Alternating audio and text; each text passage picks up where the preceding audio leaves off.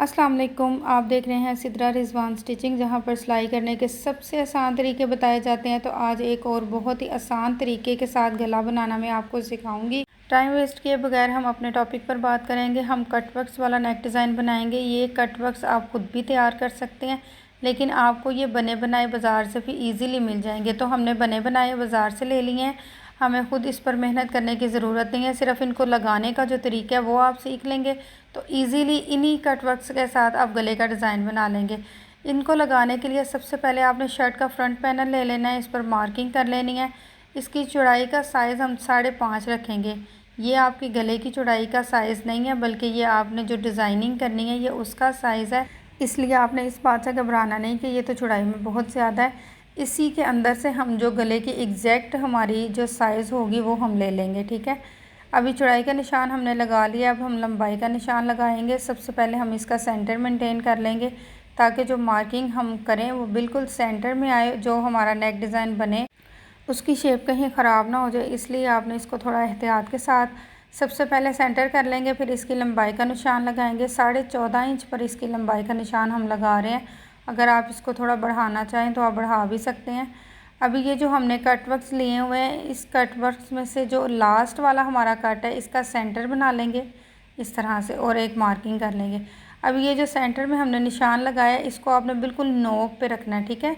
Shirt पर centre वाले निशान के साथ इस निशान को मैच करते हुए आपने इसको आयरन के साथ अच्छी तरह से चिपका लेना, ठीक है। याद रहे कि हमने कोई अभी एक्स्ट्रा फैब्रिक यूज़ नहीं किया, हम जस्ट शर्ट के जो बैक साइड है, यानी कि जो उल्टी साइड है कमीज़ की, उसकी तरफ हम इसको चिपका रहे हैं और इसके लिए हमने कोई एक्स्ट्रा फैब्रिक यूज़ भी नहीं किया। दोनों साइडों पर इसी तरह से ये जो सीधी पट्टियों वाला हमने कट वर्क लिया हुआ है इसको वी शेप में रखते हुए आयरन से अच्छी तरह फिक्स कर देंगे। ये मार्किंग हमने इसलिए किया है ताकि हमारी वी शेप भी अच्छी तरह से आ जाए और हमारा गला भी सेंटर में बने, ठीक है। चौड़ाई के निशान लगाए हैं, लंबाई के निशान लगाए हैं। इसके बाद हमने जो स्ट्रेट हमारे पास थे कट वर्क्स वाली पट्टियाँ, उनको हमने वी शेप में इस पे पेस्ट कर दिया है। अभी सेंटर में जो एक्स्ट्रा फैब्रिक है उसको कट कर देंगे, लेकिन इसकी कटिंग करते वक्त आपने इस बात का ख्याल रखना है कि इसके साथ सिलाई में जो फोल्डिंग हमने देनी है फैब्रिक की, वो फैब्रिक आपने कट नहीं करना, यानी कि 1/2 इंच का फैब्रिक आपने बुकरम के साथ ही रहने देना है। फिर इसको ग्लू लगा के इस तरह से फोल्ड करते जाना है और साथ ही आयरन से आपने फ़िक्स करते जाना है, ठीक है। अगर आपके पास ये बने बनाए कट वर्क्स अवेलेबल नहीं है, आपकी मार्केट के पास से नहीं ये मिल रहे, तो फिर आप इनको ख़ुद भी कट कर सकते हैं।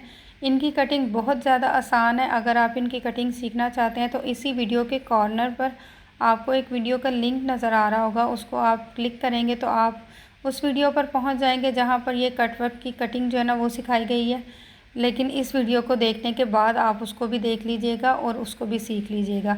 अभी हमने कट वर्क के साथ सारे फैब्रिक को फोल्ड करके अच्छी तरह से आयरन से फिक्स कर लिया। अभी हमारे पास ये एक लैस है जिसमें से हम फ्लावर्स को कट करेंगे और ये कट वर्क के सेंटर में हम इनको फिक्स कर देंगे इस तरह से। इन फ्लावर्स को पहले आप ग्लू लगा के सेट कर लें, फिर आयरन से फिक्स कर लें, ठीक है। अगर आप इस तरह से इसकी तैयारी पहले से कर लेंगे तो फिर आपके लिए सिलाई करना इसको बहुत ही आसान हो जाएगा। इस तरह से ये देखिए, बिल्कुल इसी तरह से पूरे नेक डिज़ाइन पर आपने इनको पेस्ट कर लेना है और फिर आयरन से फिक्स कर लेना है अच्छी तरह से। जब आप इसको ग्लू लगा के एक दफ़ा आयरन कर लेते हैं तो फिर आप इसको चाहे एक दिन के लिए छोड़ भी दें, ये अपनी जगह पर स्टिल रहता है, तो आपको सिलाई करने में आसानी हो जाती है।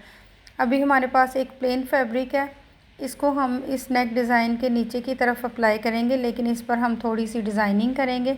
सबसे पहले तो इसका सेंटर बना लेंगे और इसके बाद हमें जितना फैब्रिक चाहिए अपने नेक डिज़ाइनिंग के लिए उतना फैब्रिक हम कट कर लेंगे। शर्ट पर गले की कटिंग से जो हमने फैब्रिक निकाला है उसी को रखते हुए हम इसकी मार्किंग करेंगे। इस फैब्रिक से 2 इंच एक्स्ट्रा आपने फैब्रिक लेना है। अगर तो आपने प्लेन लाइनिंग बनानी है, अगर आपने पेंटिक्स बनाने हैं तो फिर आपको 4 इंच एक्स्ट्रा करना पड़ेगा, लंबाई में भी और चौड़ाई में भी, ठीक है। अभी हम इस पर पेंटिक्स नहीं डाले बल्कि हम इसको सिर्फ रेशम के धागे से डिज़ाइनिंग करेंगे, इसलिए हमने सिर्फ 2 इंच एक्स्ट्रा रखा है, ठीक है। लंबाई में भी और चौड़ाई में भी हमने इसको 2 इंच एक्स्ट्रा रखा है। इसके बाद हम इसकी लाइनिंग बनाएंगे, वो भी हम आयरन की मदद से बनाएंगे और इस तरह से बग़ैर इंची टेप से मार्किंग किए हम इजीली आयरन के साथ इसकी लाइनिंग के निशान लगा लेंगे। इस तरह से पहले एक तरफ आपने तिरछी लाइनों के निशान लगा लेने हैं और फिर इसके बाद दूसरी तरफ भी इसी तरह से आपने तिरछी लाइनों के निशान लगा लेने हैं।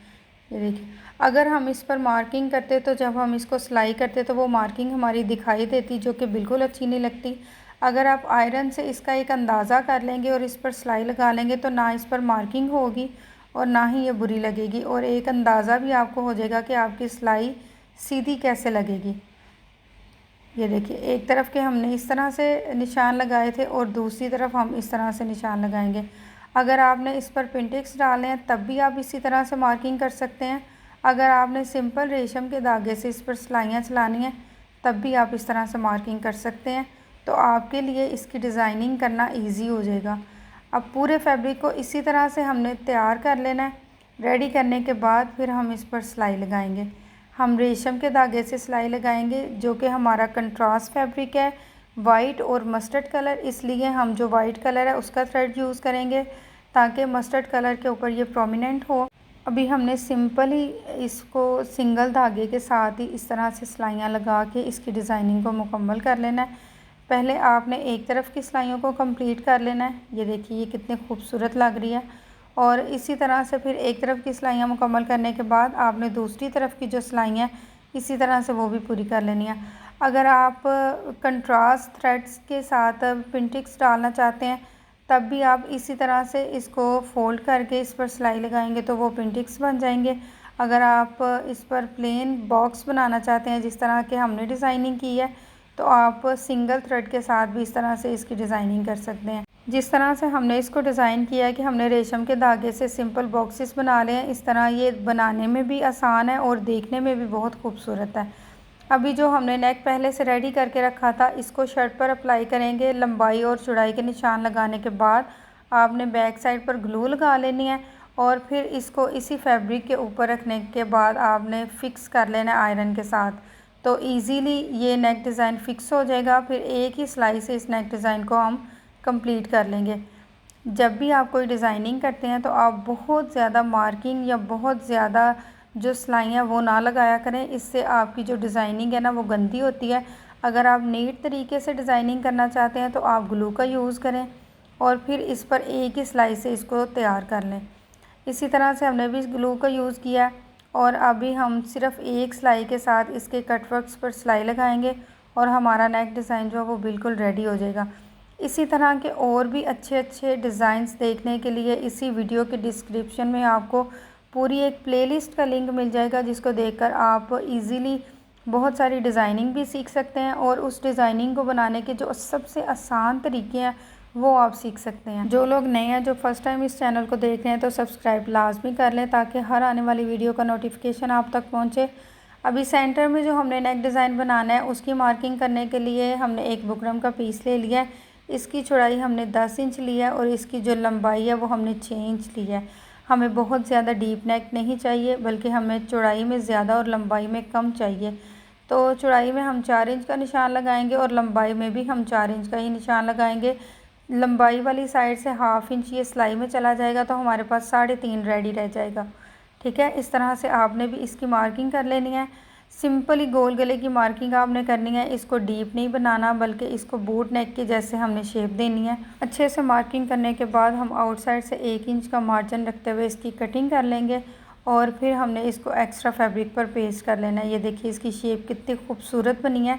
अब इसको एक्स्ट्रा फैब्रिक पर पेस्ट कर लेंगे और उसके किनारे को कर लेंगे फ़ोल्ड।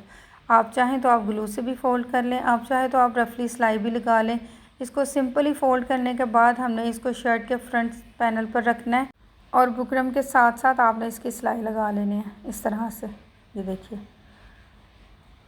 आप इस बात की टेंशन ना लें कि बैक साइड से हमने इसको ऐसे ही छोड़ दिया, सिर्फ एक सिलाई लगाई है, हम वो सारा कवर करेंगे। बस वीडियो को लास्ट तक देखा करें ताकि एक एक चीज़ जो है ना वो आप अच्छी तरह से समझ सकें। अभी जो गोल गला हमने शर्ट पर फिक्स कर लिया है, इसके सेंटर से एक्स्ट्रा फैब्रिक को कट करेंगे और इसके सारे किनारे पर छोटे छोटे कट्स लगाएंगे ताकि जब हम इसको पलट लें तो इसके सेंटर में फैब्रिक जमा ना हुआ हो और इजीली ये पलट सके और इसमें कोई भी चुनट ना बने।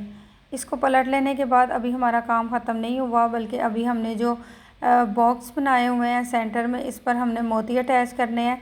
लेकिन उससे पहले हमने ये जो गोल गला बनाया था इसके किनारे पर एक छोटी सी सिलाई लगाएंगे इस तरह से, ताकि हमारे नेक डिज़ाइन में मज़ीद नीटनेस आ सके। ये सिलाई लगाने के बाद हम इस गोल गले को पिछली तरफ पलट लेंगे और सुई से कवर कर लेंगे। ये देखिए इस तरह से इसको बैक साइड की तरफ पलट लेने के बाद हमने इसको सुई से कवर अप करना है। और ये जो हमने एक्स्ट्रा फैब्रिक रखा हुआ था 2 इंच, इसको भी इसलिए रखा था ताकि इसको भी डबल फोल्ड करने के बाद हम सुई से कवर कर लें, तो हमारा नेक डिज़ाइन बैक साइड से भी नीट तरीके से बन जाएगा और फ्रंट साइड से भी नीट तरीके से बन जाएगा। अभी सिंपल ही हमने फ्रंट साइड पर मोती अटैच करना है, तो हमारा नेक डिज़ाइन बिल्कुल रेडी हो जाएगा। वीडियो अच्छी लगे तो लाइक, शेयर एंड कमेंट करना बिल्कुल भी मत भूलिएगा।